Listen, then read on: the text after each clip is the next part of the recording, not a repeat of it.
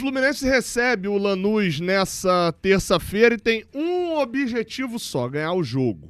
Primeiro objetivo é esse, sair vitorioso do Maracanã.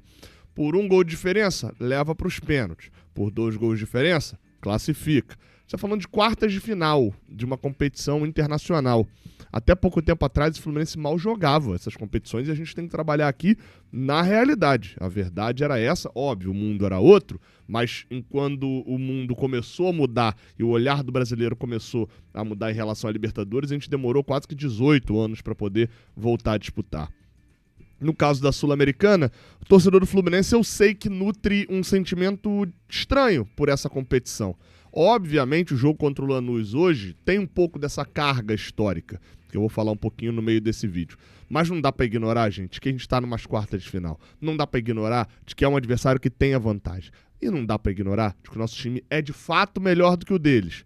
Mas precisa demonstrar isso em campo. Renato Gaúcho vai ter que se superar no jogo de hoje, porque a gente vai ter um adversário que provavelmente vai conseguir se defender melhor do que o Bahia conseguiu. Agora, quem que o Renato vai escalar para esse jogo? Isso aí a gente fala. E muito mais nesse vídeo aqui, porque tudo que você precisa saber sobre Fluminense e Lanús tá nesse vídeo de pré-jogo. Roda a vinheta.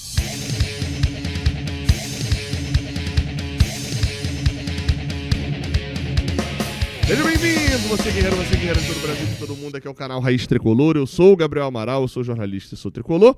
Deixa o like aqui embaixo, se inscreva aqui no Raiz Tricolor, dá aquela moral pra gente, beleza? Vamos lá, informações básicas sobre o jogo. O jogo será às 9h30 da noite dessa terça-feira, no Maracanã. Ingressos ainda disponíveis para venda até o início da tarde. A Conmebol não permite venda na hora. Expectativa de um público entre 30 e 40 mil torcedores. Não é um estádio lotado, infelizmente, como deveria ser.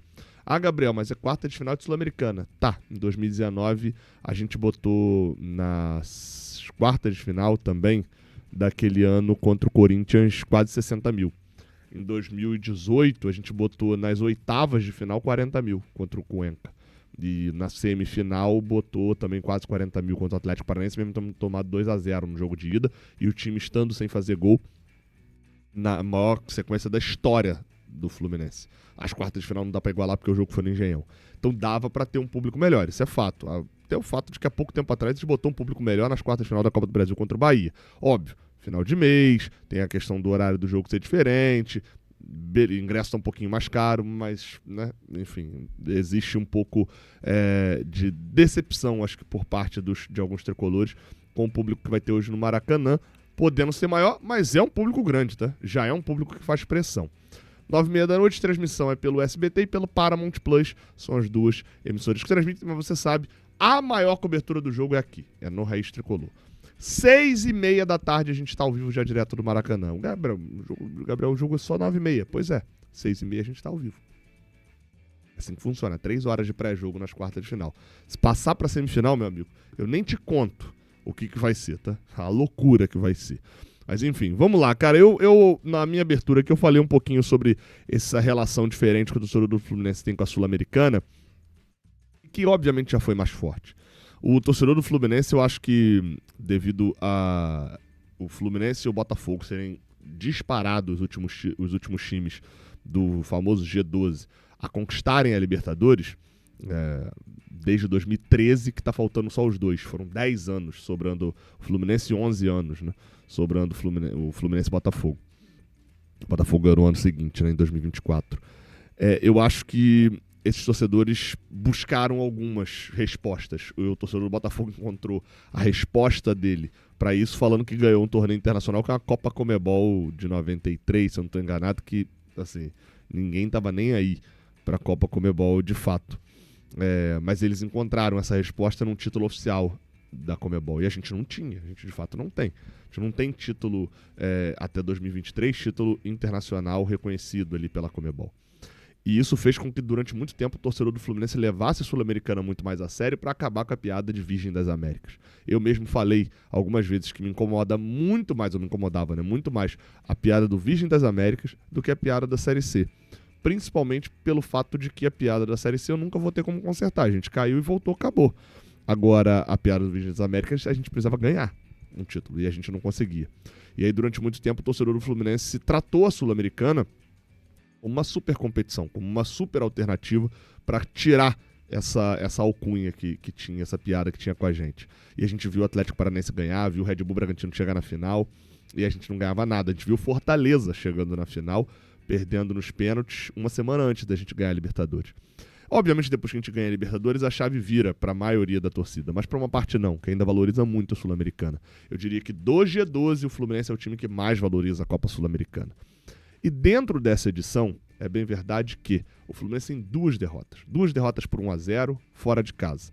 Uma que não ligou para nada, mandou o time, terceiro time, nem treinador foi, contra o San José, lá na altitude da Bolívia. A outra foi uma derrota dura. A derrota para o Lanús no jogo de ida, ela expôs alguns problemas do Fluminense. Uma série de oscilações, jogadores que não estão rendendo tanto, problemas que se tinha para suprir contra-ataques, expôs ainda mais, reforçou, na verdade, o problema que se tem de marcação na reta final dos jogos, e o Fluminense perdeu para uma equipe que dá para ser chamada de inferior tecnicamente. O dinheiro que se tem no Brasil hoje, e o Fluminense está longe de ser uma das equipes mais pobres da Série A, o Fluminense está longe de Flamengo e Palmeiras, mas em comparação com os outros 18, o Fluminense está na casta mais alta de gasto financeiro. Só para deixar claro, tá? Por mais que o Renato Gaúcho queira dizer algo diferente. Mas ainda, um time que está na parte de baixo do gasto financeiro do Brasileirão vai estar gastando mais do que o Lanús. Então, qual é a explicação para a gente ter perdido o jogo de ida? Seja as oscilações, como eu falei, principalmente do Kevin Serna, uma oscilação para baixo, enfim, uma dificuldade maior de se jogar. Problema de lesão, como foi com o Samuel Xavier e o Guga tendo que atuar na lateral direito e fazendo o primeiro tempo muito abaixo. E, claro, um problema de jogos fora de casa com o Renato Gaúcho. Só que agora é diferente. O jogo é em casa e a gente depende só da gente. E o fato da gente entrar dependendo de um gol para levar a decisão para os pênaltis faz com que a gente acredite até o final. Fica aquela dúvida. Quando a gente entrou assim contra o Bahia, e eu naquele momento destaquei que era a primeira vez em mata-matas que o Fluminense estava entrando atrás no placar, e agora se repete isso, quando a gente entrou daquele jeito, eu falei, o Renato Gaúcho foi na coletiva e falou, entrei com um time com 3 volantes que eu não queria tomar o gol no primeiro tempo. E no segundo tempo, eu parti para cima para poder buscar o gol que nos daria classificação. Fez 2, a gente classificou. No jogo contra o Lanús, aí a história, né, eu creio que possa ser um pouquinho diferente. Vamos falar um pouquinho mais disso no Bola e Campo, né? Vamos lá. Escalações vão aparecer aí na tela. Vamos lá. Provável escalação do Fluminense conta... vamos primeiro com a escalação do Lanús, porque eles provavelmente repetem a escalação da semana passada, tá? Devem vir com o Lossada no gol, o Pérez na lateral direita, Esquerdos e Canalha na zaga, Marcite, que apoiou bastante no primeiro jogo, foi um lateral bem ofensivo, pela lateral esquerda. Os dois Agostinho de volante, o Agostinho Cardoso e o Agostinho Medina. Marcelino Moreno, autor do gol no jogo de ida, camisa 10, com o ataque formado por Totó Salvio na esquerda. Na direita, segue a mesma dúvida. No jogo passado, ele entrou com um, depois entrou outro. Entrou com o Segovia, depois entrou o Aquino. No intervalo ele mudou. Então fica a mesma dúvida, a imprensa argentina repercute dessa maneira, de que a mesma dúvida segue com a possibilidade de um ou outro entrando pela ponta direita. E na centroavância, Rodrigo Castillo é o centroavante titular, o Boa é o banco hoje, então é bem provável que seja esse o time montado pelo Maurício Pellegrino. Já no time do Renato Gaúcho, a estrutura vai ser interessante. Por quê? O que se projeta é que o time do Lanús venha para se defender, né? A projeção, acho que inicial de todo mundo é essa. Inclusive, ouvi uma boa frase, confesso que não me lembro agora para poder dar os créditos de quem eu ouvi, que dizia o seguinte: o Bahia é melhor do que o Lanús. E a gente tem que comparar com o Bahia, porque foi o time que, nas quartas de final também da Copa do Brasil, ganhou a gente por 1-0, até com um roteiro parecido de um gol na reta final. E a gente reverteu o resultado em casa. E aí, enfim, essa análise que eu vi, ele dizia que o Bahia é melhor do que o Lanús, e é mesmo. O time, peça por peça, é melhor do que o Lanús. Mas é bem capaz do Lanús saber se defender melhor do que o Bahia. Vai ser mais difícil fazer um gol do Lanús do que no Bahia. E olha que o Bahia veio com retranca máxima no jogo no Maracanã. Não sei se intencionalmente, mas foi assim que jogou com a bunda na parede. o Lanús aí, isso tem uma coisa que dinheiro nenhum compra, que é cultura de malandragem no futebol. Porque a gente se acha muito malandro, carioca. Mas igual argentino pra fazer catimba é um negócio mais difícil. E o time de lá é repleto de argentinos. Então tende a ser um jogo amarrado. A arbitragem, inclusive, desse jogo é de um árbitro chamado Jesus Valenzuela, que meio que sabe-se lá por quê o torcedor do Fluminense se adotou como um árbitro queridinho pelos torcedores. Eu confesso que não entro nessa piada. Não acho até um bom árbitro, mas não entro nessa piada literalmente não, porque uma hora esse cara vai errar contra a gente e a gente vai ficar puto. Ele apitou 3 jogos do Fluminense.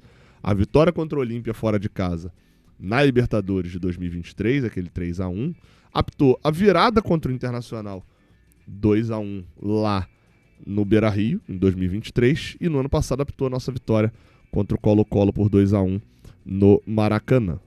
Foram boas arbitragens, no geral, né? Então trato como um árbitro que é bom e que até agora não errou contra a gente. E vou até ser sincero, nem a favor da gente. Não me lembro de erros também dele roubando descaradamente a favor do Fluminense, não. Mas vai ser importante a arbitragem dele nesse jogo. No sentido de que vai ter que... Eu falo isso sempre, gente. Falo isso há muito tempo aqui no Raiz Tricolor. Cera irrita torcedor. Eu fico puto quando vejo um goleiro fazendo cera contra o Fluminense e ele tendo a vantagem. Isso é natural. Agora, quem tem que acabar com a cera não é o goleiro. O goleiro tá na dele fazendo a cera. Quem tem que acabar com a cera é o juiz. De pegar com 2 minutos, o cara tá na cera, vai lá dar um esporro. Com 10 minutos o cara tá na cera de novo, dá um amarelo. Vamos ver quanto tempo ele vai ter coragem pra poder fazer mais cera. E aí fez. O cara fez uma cera no final do primeiro tempo, você vai lá e já conversa com ele. Fala, olha só, segundo tempo eu vou te expulsar. E aí deu 5, 10 minutos do segundo tempo, o cara tá na cera, expulsa. Aí acabou, meu amigo. Aí vai ser uma revolução da cera. Mas é assim que tem que funcionar. Então vamos ver o quanto que o árbitro vai conseguir coibir essa cera dos argentinos. Com certeza vão amarrar muito o jogo.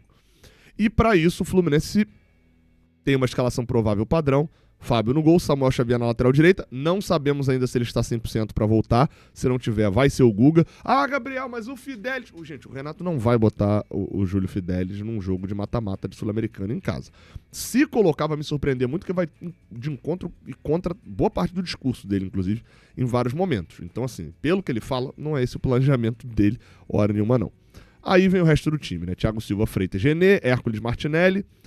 Nonato teve uma tendinite, não sabemos também se está recuperado, e ainda assim, ainda que esteja recuperado, creio eu que o Renato não entraria com o Nonato. E por que eu digo isso?